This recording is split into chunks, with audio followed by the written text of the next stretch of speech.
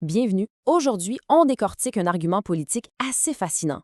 On part d'une audience du Congrès sur une fraude au Minnesota, mais la question qui est posée, c'est et si tout ça, c'était juste de la boucane pour cacher une fraude beaucoup plus grosse? Allons voir ça de plus près. Le discours qu'on analyse, il ne passe pas par quatre chemins. Il pose la question directement. Pourquoi on se concentre sur cette fraude-là en particulier? Est-ce qu'il n'y aurait pas d'autres problèmes, peut-être pas mal plus graves, qu'on ignore volontairement? C'est ce fil-là qu'on va suivre ensemble. Bon, d'entrée de jeu, le sujet de l'audience est qualifié d'étrange. Le premier argument avancé est simple. Pendant qu'on parle de cette affaire, il y aurait des dossiers bien plus urgents au Minnesota qui sont complètement mis de côté. Et on ne parle pas de petites affaires ici. Le discours mentionne une occupation fédérale violente, des citoyens qui meurent, plus de 100 violations d'ordre de la Cour, bref, des trucs qui faisaient les manchettes. Pourtant, pendant l'audience, rien. Silence radio.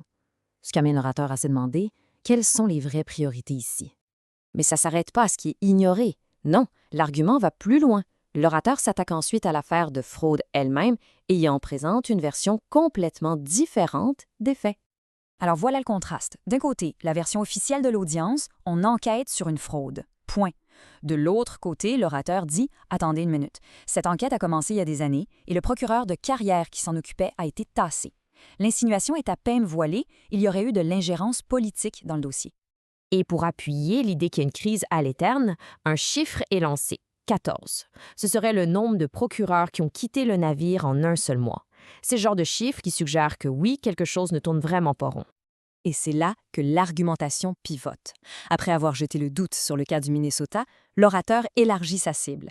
Il vise beaucoup plus haut et accuse l'administration de présider à un véritable carnaval de la fraude. Pour illustrer son point, le discours sort une longue liste, la condamnation du président lui-même, des inspecteurs généraux congédiés, des pardons présidentiels qui sentent le pay-to-play. L'idée est claire, l'affaire du Minnesota ne serait qu'une distraction pour détourner l'attention de tout le reste.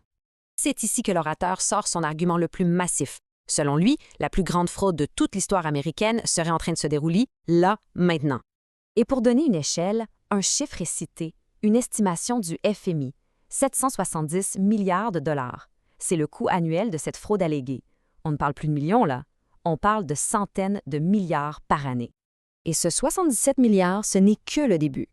L'orateur y ajoute les coûts de santé liés à la pollution, puis les coûts des catastrophes naturelles. Quand on additionne tout ça, les chiffres deviennent astronomiques. Ça dresse un portrait financier assez dévastateur.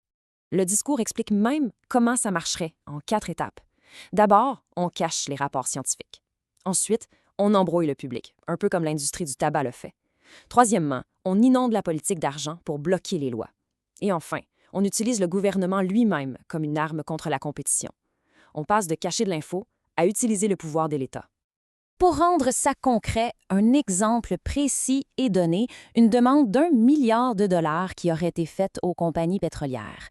Le sous-entendu est assez évident, donne-moi 1 milliard et je m'occuperai de toi. Un classique quid pro quo. Alors, on arrive au punch.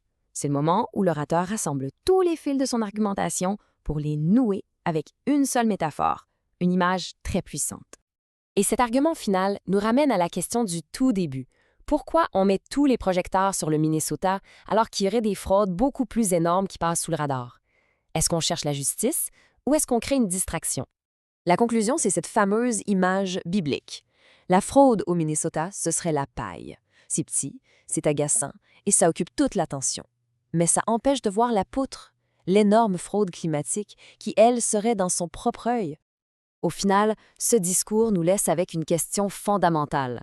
À une époque où on est bombardé d'informations, comment est-ce que notre attention est dirigée?